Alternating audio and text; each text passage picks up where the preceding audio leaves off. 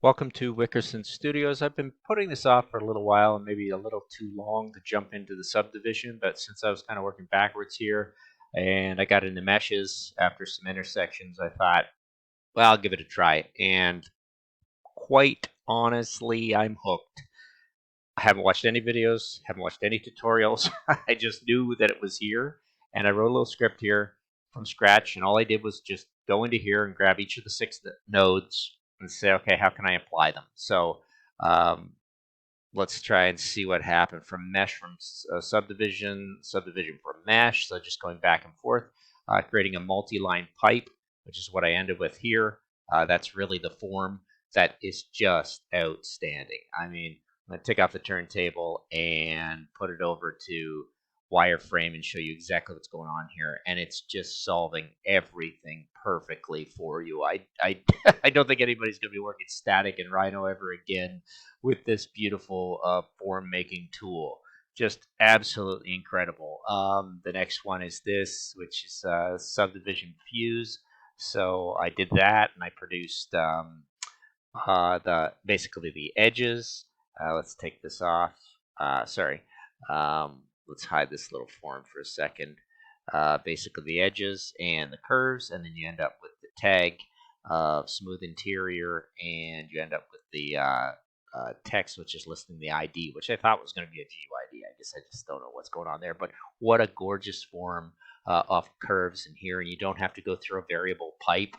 You don't have to go through a pipe system. You go right into this multi-pipe, and it just produces it for you. And all I'm doing is playing with the kinked angle, which changes a little bit of what's happening here. Hope I didn't crash it out. It's taking a little while to go, so I can change around that smoothness. You can kind of see what's happening there on the kink angle, and that's kind of a nice subtlety of what you can play with. And then you can also thicken this stuff like crazy, and it all adjusts and updates to that. My goodness, I mean, I don't know what to say. And then what was the next one? It was this. It was just playing with subdivision control polygon. So what did I do up there? Subdivision control polygon here, and then I think the subdivision edges, which that was there, and I think I played with edges around here somewhere. I just can't remember. Subdivision edges, there they are. So really nice stuff. I don't know what to say. What did I do? Um, you ask? Well, let's throw it into Surface, throw it into that kind of render to show what was made. But to show you how I made this design, which is really literally just a sculpture, and I'm not too concerned with the form, but I was mostly concerned with what could happen with it. So we'll take that whole thing to off. We'll put it over into shaded so you can see what's going on. And what I've done is I've produced a quad sphere because I love quad spheres, and I've debrepped it. So debrepped it, and I grabbed the surfaces, all the surfaces, and I offset the UV point. I just offset it from 0.5 that you get in an MD slider, and I flattened my UV curves, and I'm just playing. And I was like, okay, let's take the UV curves and let's divide them, and I just divided them by 2 and 2, which totally changes up what's happening here as you get farther into it. All these sliders do amazing things. I grabbed a Delaunay mesh here and a Delaunay mesh here, and you can offset the numbers if you like. The subdivision happens, and I play it through as false interpolation. Even if you go true, it just jazzes it up quite a bit. And I've grabbed two little surfaces here and here, and I just moved one vertical and thought that would be cool to subdivision that with the other one. That's basically what I did, but I also was playing around with what's happening with this surface if I'm taking a look at the mesh subdivisions. Actually, that was that mesh over in the to a subdivision. Uh, Subdivision mesh, that's going to want a mesh, yes.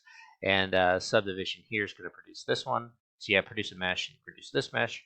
And then you have both of them here, which I was playing with. I was like, okay, I kind of like what's happening there, but let's go down to this fusion subdivision off of lofting the other one, and then see what happens when I run it through and produce this little piped geometry in the end. And of course, I am just playing with the kink and with the size of these, so we'll just make them a little larger so you can see what's happening. And now, without going too stir crazy, let's grab all of our sliders. Well, let's keep them kind of tight to what they're doing so we can see what they're doing. If I go in here and play with everything off, preview off, and put this one on, I think I can take that so I can just see it. Yeah.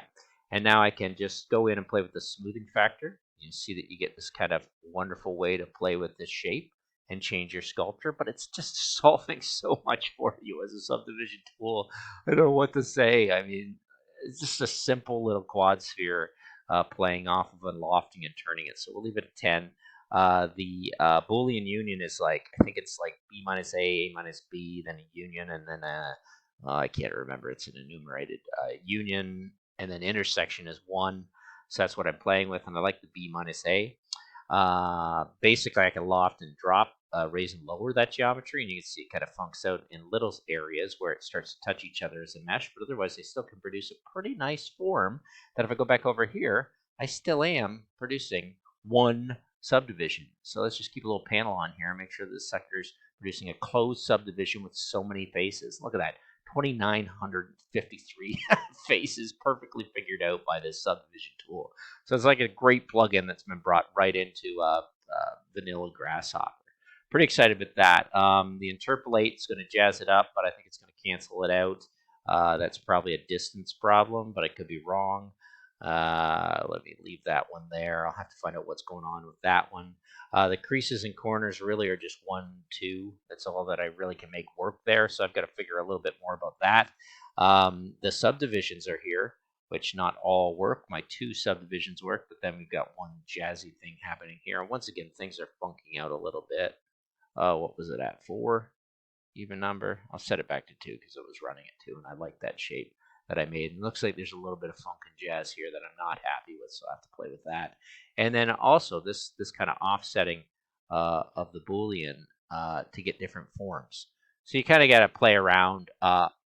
Obviously, it's modeling. It's having its problems when you can end up with one that's actually a solid. And if I just change the size of that, radius of that, you can see that I can change the shape of that as well.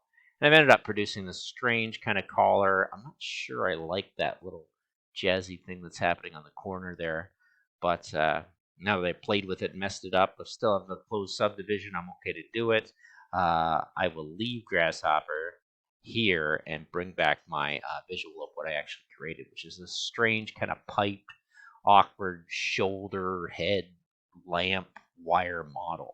And of course, everything's kind of been knitted together and nestled. You can see there's a little bit of creasing, but if you're a fabricator, you realize, oh, you're going to always have something funky happening as well. But it really tries to solve these problems for you. So get in there, play a little bit, get lost in it, the subdivisions, see what you can come up with. I'm not playing with anything trickier than ending up with that form in the end of introducing a quad sphere at the beginning of it. So from this object all the way through that crazy script, to end up with that is pretty good. I'll just group this, and we'll take the whole thing and just shove it over here and have the beginning and end.